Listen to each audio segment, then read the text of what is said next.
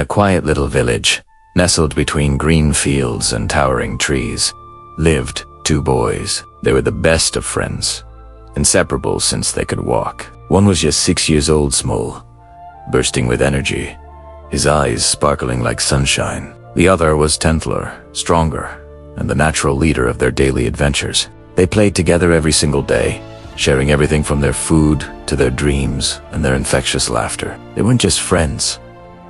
They were brothers by heart. One bright, sunny afternoon, their laughter danced through the fields as they raced each other just outside the village. "You can't catch me," the older boy taunted, a proud grin on his face. "Oh, yes, I can," shouted the younger one, his little legs pumping as fast as they could carry him. The air was filled with their joy until, in a heartbeat, everything changed. The older boy, lost in the chase, didn't see the deep, old well hidden behind a thicket of bushes. His foot slipped on the damp moss at the edge, and before he could even cry out, he tumbled straight in. A terrified scream ripped through the peaceful afternoon. "Help! I can't swim," he cried, his arms flailing desperately in the cold, dark water. The younger boy froze at the edge of the well, his heart hammering against his ribs so hard he could barely breathe. His best friend, his brother, was drowning right in front of him. The village felt a lifetime away. There was no one else around. Panic seized him, but there was no time to think, no time for fear. Then, his frantic eyes landed on something, a sturdy bucket lying nearby, a long, thick rope coiled beside it. Without a single second of hesitation, he grabbed the rope, hurled the bucket down into the well, and screamed with all his might, "Hold on, grab it." With trembling hands, the older boy latched onto the bucket. But the real battle was just beginning. The 6-year-old wrapped the coarse rope around his small hands and began to pull. He pulled with a strength he didn't know he possessed. His little arms shook, his feet slipped in the loose dirt, and his palms burned like fire. But he refused to stop. He whispered through gritted teeth, a promise to his friend and to himself. "I won't let go. I won't let go." The rope slipped once, cutting a raw line into his hands, but he just tightened his grip, his determination hardening like steel. Tears of pain and effort streamed down his face, mixing with the sweat that dripped from his brow. His heart was a frantic drumbeat in his chest, but he kept pulling with every ounce of strength, every bit of love he had for his friend. And then, finally, with one last, desperate heave, the older boy's head appeared over the edge of the well. Water splashed everywhere as the 6-year-old collapsed backward, completely exhausted. For a long moment, both boys just lay on the ground, gasping for air, their eyes fixed on the wide, blue sky. The silence was broken only by their ragged breaths. Then, without a word, they turned to look at each other, and both burst into tears. The older boy scrambled over and hugged his little friend tightly, his voice choked with emotion. You saved me," he whispered. The younger one managed a weak, watery laugh, wiping his tear-streaked face. "Of course I did. Who else would I play with if you were gone?" They sat there for a while, trembling half from the lingering fear, half from overwhelming relief. Then, a new kind of panic dawned on them. "Oh no!" the older boy said, his eyes wide. "What if our parents find out? We're going to be in so much trouble."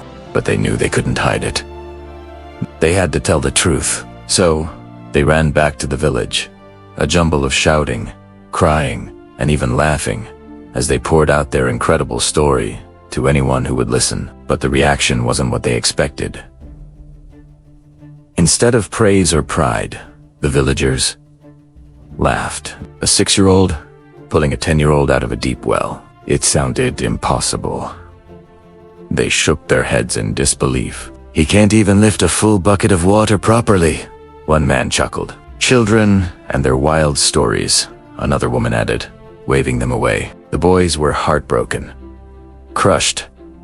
No one believed them. No one, that is, except for one person, Uncle Frederick, the oldest and wisest man in the village. He stepped forward, his presence calming the skeptical crowd.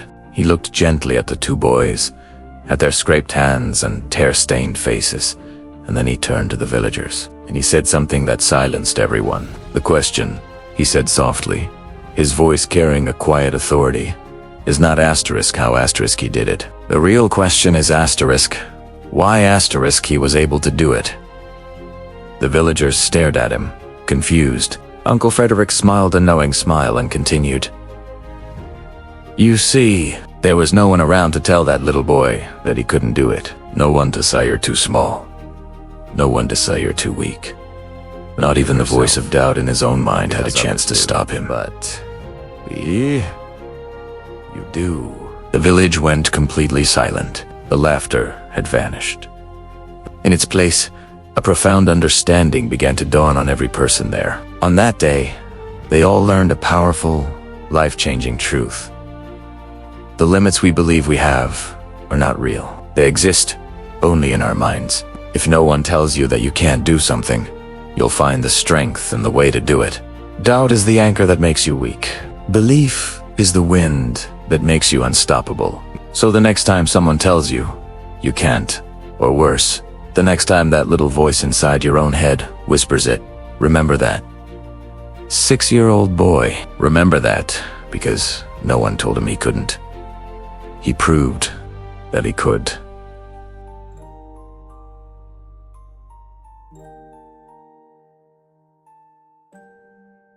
Because when you truly, deeply believe, you will discover that there is absolutely nothing you can't do. Thank you so much for watching. If this story resonated with you, please give it a thumbs up and subscribe for more content that inspires. We'll see you in the next video.